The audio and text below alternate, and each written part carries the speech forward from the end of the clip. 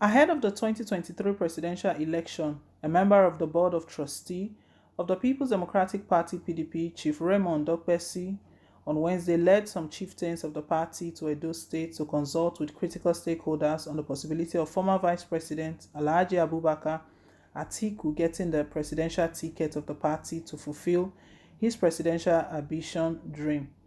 Among those in the meeting were Senator Ehige Uzamere, former Chief Whip of the Senate, Sir Roland Owe, Speaker of the Edo State House of Assembly, Honorable Marcus Onobum, State Chairman of the party, Honorable Tony Azegbemi, and others. Vanguard gathered that Edo State is the 18th state the team has visited, and they left Edo for Bayelsa to continue the consultation that would guide Atiku in declaring to contest for the presidential ticket of the PDP. Dokpesi said with a plethora of challenges facing Nigeria, there is need for members of the party to project Atiku Abubakar as its 2023 presidential candidate. He said, "We have never been so divided as a nation. Everybody now refers to us as the poverty capital of the world. All the indices clearly show that we are a failed state. Even in Abuja, we are afraid of the possibility of invasion by Boko Haram bandits and unknown gunmen. The APC-led federal government, without mincing words, has failed totally in fulfilling the promises they made in 2015.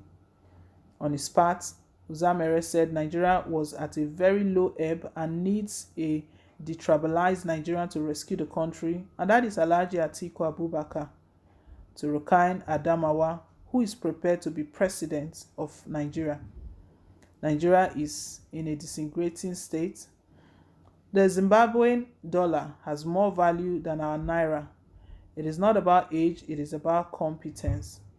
Earlier in a courtesy call on Governor Godwin Obaseki, the governor said only the PDP can save Nigeria from the present state. The support group they are going around, and it was said that it was stated that Edo State was the 18th state that they visited, and the idea is that going around all the states, they are trying to see the sort of support that they have. So all of the governors, the weight that are behind them. This is the 18th state, and from Edo State, they are moving to Bayelsa State, and declaring that Atiku Abubakar is the best man for the job. Atiku Abubakar is one politician who has contested in nearly almost all the elections. And he's mentioned that he wants to give it his last shot. We don't know if this is the time he's going to rule the country. He's been criticizing President Muhammadu Buhari's government seriously, and a lot of chieftains of the party are behind him. They've thrown their weight behind him. It was even Raymond Dokpesi that was telling Nigerians, and that was last week, we did report that news, when he was telling Nigerians that he knows that Nigerians are demanding a younger person for president, but that they should come to think of it that the younger ones don't really have the much or the needed experience.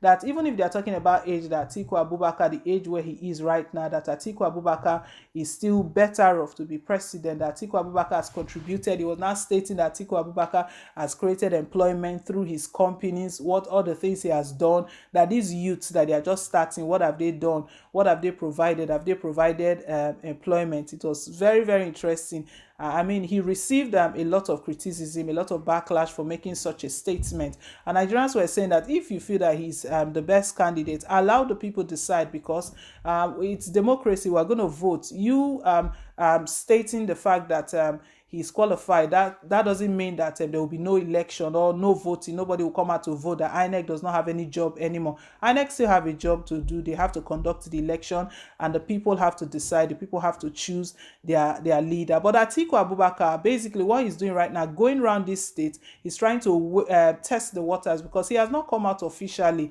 He's not said anything. None of these politicians, even that of the All Progressive Congress, the person eyeing the presidency there, which is the national leader of the party, Asewaju Bola Tinubu, he has not said anything himself. The report we got was that he said by January 2022 that everyone should just hold on and wait. They will hear from him in 2022. And he made a comment yesterday that those who are saying that he should run for presidency, that they shouldn't worry, that he will not turn down their offer. But he's not giving anything. He's not said anything. Bola Tinubu is a politician that he knows how to play the game. He plays the game very well. When he was asked that, are you going to run? He said it's too early to begin to speculate. But however, politics is uncertain. These politicians, for the two parties, these are the two major people who are really eyeing the presidency, and who support groups have risen for.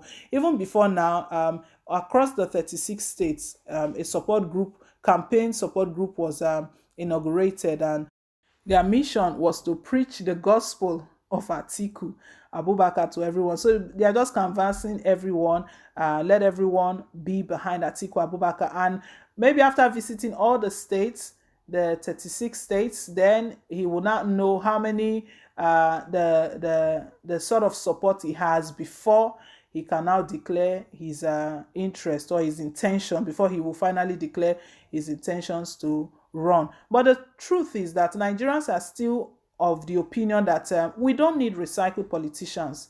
All of these persons, they are all recycled politicians. Atiku has been vice president before. They've been in one capacity or the other. They've been in power.